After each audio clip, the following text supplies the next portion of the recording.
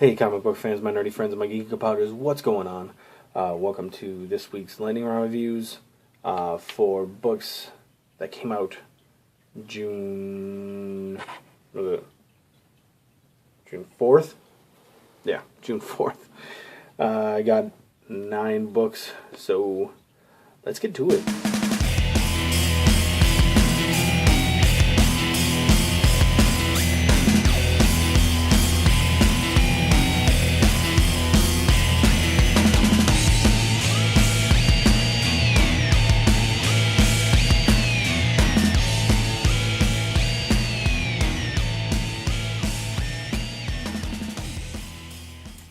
Okay, first up we have Five Ghosts, issue 12. Really love this book. I know the last issue I was a little bit down on because it read really, really quickly.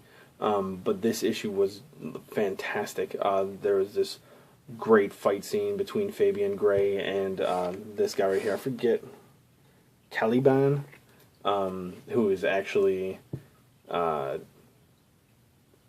like his friend's conscience is put into the Caliban. Well, friend who he kind of turned his back on.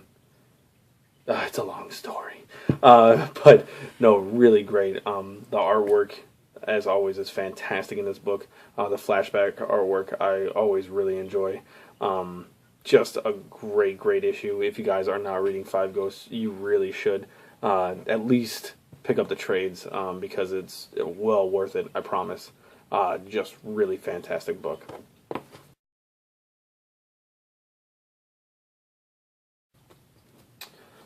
Then we have Nailbiter issue 2. After the first one, I had very high hopes for this book. It felt, I think when I reviewed the first issue, I said it felt very much like Revival. This issue kind of throws that a little bit. I didn't get a Revival feeling at all for it. There was a lot of detective work going on in this book, but it didn't feel like a whole lot of detective work. I don't know, it's kind of hard to explain. But I like the main character in this. He's got a short fuse, really hot-tempered, and it shows in his interaction with the Nailbiter. I forget his name. I think it's Edward. Is it Edward? I might just be pulling that out of nowhere, but really liked that. And I like how it's kind of turned into a whodunit kind of story, and I'm really digging that. Really curious to see what all's going on there. But really enjoyed this. I still have really high hopes for this book. I think it's going to be fantastic and continue to be fantastic.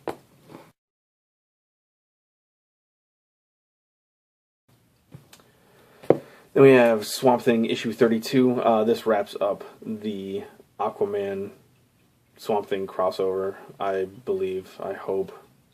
I mean, it seems like it ends it, but I'm not 100% sure. You know how that works.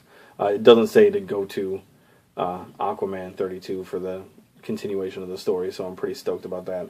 There really wasn't much interaction with Aquaman in this issue, thank goodness. I'm really curious to see what's going to happen next. We've been kind of building up to this since the beginning of the Serene story arc, kind of the ending of the Cedar, actually the very ending of the Cedar story arc when Swamp Thing defeats, oh man, why can't I think of it? I don't know, when he comes out of the green with the 3 other avatars from the past, and they start doing their own thing. Very interested to see what happens next. Yeah.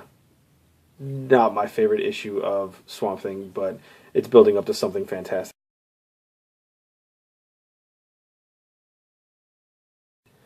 Okay, next we have The Wake, issue 9.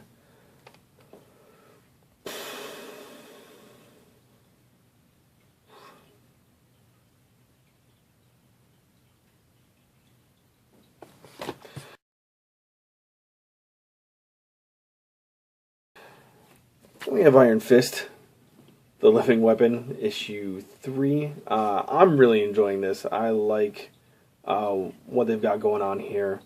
A lot of flashbacks in this, back to when he was a child, and when he first came to Kunlun. I think that's how you pronounce it. Probably not, but, you know, whatever. And it's kind of like 3 different stories going on right now. What's going on in the regular world, Earth, whatever.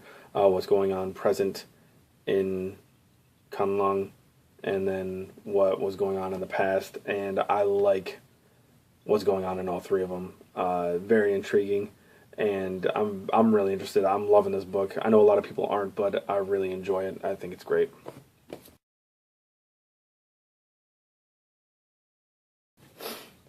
Then we have Magneto, issue 5, and I think we're starting kind of a more continuous story with this issue.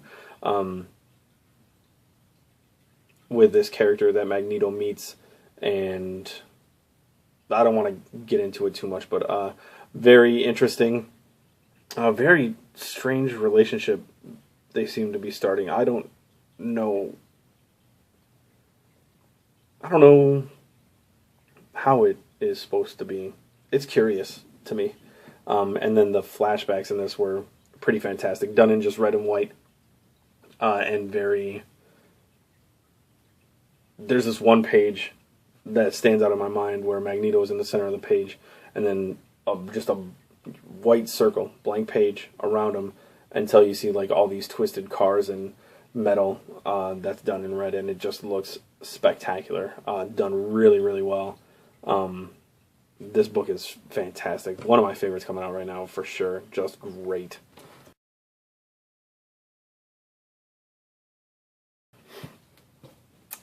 Then we have Moon Knight issue 4. This is picking up, doing much better. But I did hear that Warren Ellis and Declan Shalvey, are dropping off the book at 6, which was worrisome to me. But I heard that Brian Wood will begin writing it, and that gave me tons of hope, so I'm really excited about that. But this issue, very interesting. He's dealing with this person who is kind of running a sleep study, and all his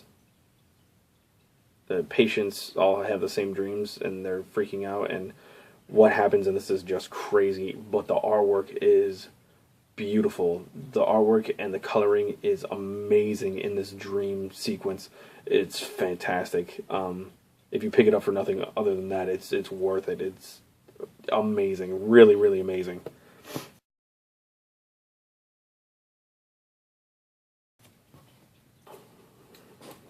Then we have Superior Foes of Spider-Man, issue 12, back to normal, thank goodness. And actually, in like the first page, they make a crack about how it feels like it's been a really long time, or something like that. It was really funny. I kind of laughed at it. We're back to Boomerang and the gang dealing with the owl and the painting of Doctor Doom. It's funny. It's so funny, and it's so good. You guys need to be reading this book. It's fantastic. I don't know how much longer it's got to run, but it's great. It's really, really great. Plus, this cover is phenomenal.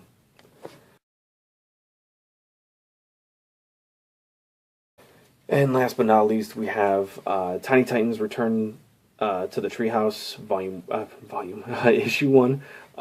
Really awesome. It's such a great kid's story. Read this to Lucas, and he really, really liked it. At the end of the issue, he's like, "That was it?" You know, like, he automatically wanted more, which is the sign of a great comic book, in my opinion.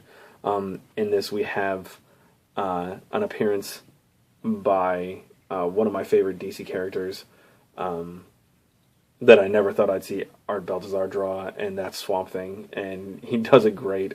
Really funny part of the book, and it's just fantastic. Art Baltazar, just great artist, great writer, great person. Like I said before, if you ever get the chance to meet him, go meet him. He's awesome. That's it for my reviews of the week. Hope you guys enjoyed all your books, and I'll see you next time. Bye.